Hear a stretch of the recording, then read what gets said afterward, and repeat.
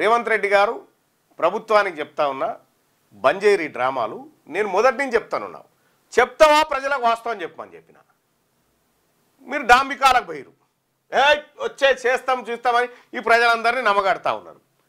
మంత్రివర్గ సమావేశం అయితే ముగ్గురు బీసీలను మంత్రులను కూర్చుండబెట్టి నువ్వు మాట్లాడించినప్పుడే మీ చిత్తశుద్ధి అర్థమైపోయింది. అవును, ప్రెస్ మీట్ పెడితే ఎవరు మాట్లాడాలి? ముఖ్యమంత్రి మాట్లాడాలి కదా దీనిపై. నువ్వు మాట్లాడినవి ఇంత గొప్ప చారిత్రాత్మక మంత్రివర్గ సమావేశం కదా. అంటే దీన్ని బట్టి మీ చిత్తశుద్ధి అర్థమైపోయింది. బీసీ ప్రజలారా, ఈ కాంగ్రెస్ పార్టీ మనకు 42% రిజర్వేషన్ లోకల్ బాడీ ఎన్నికల గురించి కాదు మేము ఆలోచించేది. ఆల్రెడీ ఆడ 60 తీసుకుంటున్నాం. మీరు పెద్దగా ఇచ్చేదేం లేదు అనిపిస్తాడు. కానీ విద్యా ఉద్యోగాలలో ఈ 42 వస్తే మంచి జరుగుతుంది అనేటువంటి ఉద్దేశం మాది. 42 కాదు, మేము 60 తీసుకోవాల్సిన వాళ్ళం 60 తీసుకునే టైంలో తీసుకుంటాం. కానీ ఇప్పుడు మీరు చెప్పిన 42 విద్యా ఉద్యోగాల విషయంలో కావాలి.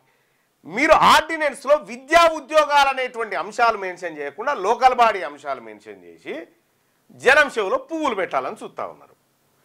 బీసీ ప్రజలారా, కాంగ్రెస్ పార్టీ ప్రభుత్వం, తెలంగాణ ప్రభుత్వం 42% రిజర్వేషన్ ఇవ్వలేని చేతగాని దద్దమ్మ ప్రభుత్వంగా కనిపిస్తూ ఉంది.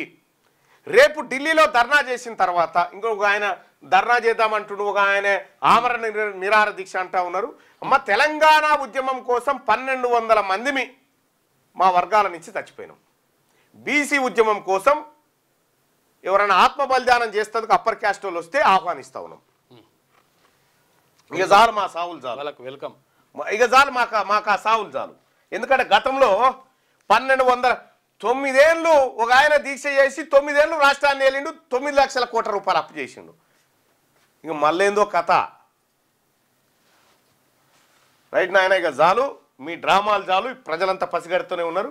ప్రజలారా, మనకు విముక్తి ఒక్కటే, అధికారం వస్తేనే మనకు విముక్తి. ఈ బిచ్చమేసుడు మీకు ఇస్తున్నాం, దానం చేస్తున్నాం అన్నట్టుగా, వీళ్ళేదో వీళ్ళ తాతల సొమ్ములు అమ్ముకొచ్చినట్టుగా వీళ్ళు యాక్టింగ్ చేసుకుంటా ఈ డ్రామాలు బంద్ చేయరి నడవై తెలంగాణ రాష్ట్రంలో.